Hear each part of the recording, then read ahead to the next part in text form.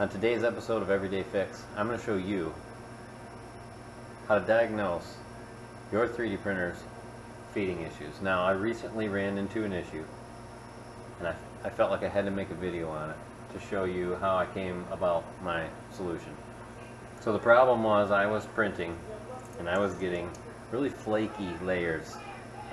It's almost like I can't extrude enough, and it just breaks apart on me. So, I've had this issue before. I tried lots of slicer changes. I used Simplified 3D. I just upgraded. I thought it was that.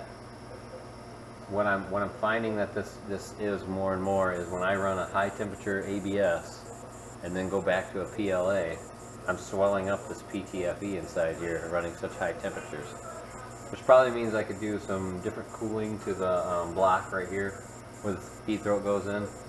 This is hot right now. So I bought a bag of these, which are feed throats with replaceable PTFE. They're cheap enough that you don't need to replace them. You can just buy the whole bag. That's $5, and you get, I think you get 10 of them in a bag. So I'm actually excited this issue happened, because what I want to do is I'm going to replace this feed throat to see if it fixes my extrusion issue. And then while I'm at it, I also pick myself up a 0.5 tip, which means I'm going to be running larger layer heights, faster prints. For what I'm doing, this works out. If you're doing models, you're not going to want a large tip like this. You're going to want, your standard 0.4 or even less to get a better, finer layer height. So let's dig into this. I'll start tearing this apart and show you what I find.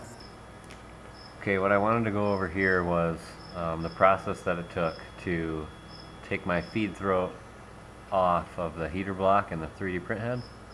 This is going to include taking the 2 screws out of the fan, unscrewing the feed throat itself, taking that out of the heater block, and then also taking the tip out and replacing that. So here we have our heater block, 3-dimensional view. It has the feed throat in it, sticking out the top, and then out of the bottom we have our 0.5 millimeter nozzle tip. The one that we replaced was a 0.4. Okay, then above the feed throat, that is screwed into an aluminum block that has 2 screws through it, and then a set screw for the feed throat itself. In front of the aluminum block is your fan, which the 2 screws pass through as well. The fan is what cools this heat block, so that the heat from this heater, because you have 2 heaters in here, we have a heater and a thermocouple, I'm sorry. When they heat this up, you don't want that heat getting up to here and heating up your feed throat and preheating your filament, because then you'll get a big jam right about here. And then inside here you've got the extruder motor and idler wheel, and you have your filament coming in like this. So what you have to do is you have to remove these 2 screws, take those out. This will pull your fan off, and then what you're left with is just the heater block and feed throat with the nozzle tip. Works a lot better if you heat it up. You've got your heater here and a T-couple here. Heater, T-couple. You can grab a wrench and hang onto this block and then unscrew this. And then once that unscrews, that makes this tip a lot easier to unscrew as well. The things you want to look for is you could, if you were unsure that this was your issue, you could actually take this out, look down the end of it, and they would see the hole, and cut a piece of filament off your line and actually run that through there. And if it doesn't move through there freely, your PTFE liner is swelled up. So that's basically how we went through tearing this apart to replace this. I wanted to show you a quick video of how this looks at a point. If you're able to see the layer height there, but at a 0.3 5 layer height, which is extremely large for a layer height. But it turned out good. It was fast.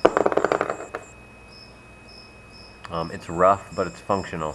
This is to do a quick take of a light bulb out of a part. This is the same part at 0.25.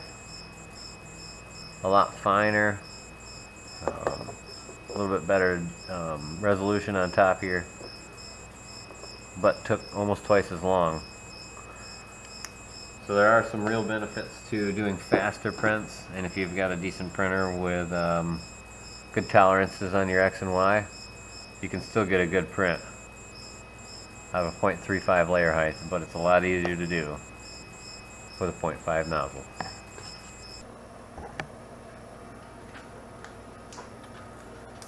Okay, so just to recap, I had an issue that I figured out ended up being my feed throat. It had the PTFE lining on the inside, which you can see right here. And as you can see, this is pretty swelled up. So I replaced that, and then while I was in there replacing that, because you have to take most of this heat block apart right here to be able to get that tube out of there, I changed the old nozzle out, which was a 0.4 to a 0.5, and I'm hoping to get faster, thicker, mostly faster prints out of this. And let's see how it works and fire it up. So what I want to show you here is how the FT5 with a new feed throat and a 0.5 millimeter tip can print bigger, thicker layers, which if you can see down the side here, which you might not be able to see in the video, you will see that that layer height is big and thick. Now, for a model, this isn't going to look good. But for a functional part to get off quick, I think this is going to be the ticket for me. I'll let you know how the finished product looks. Thanks.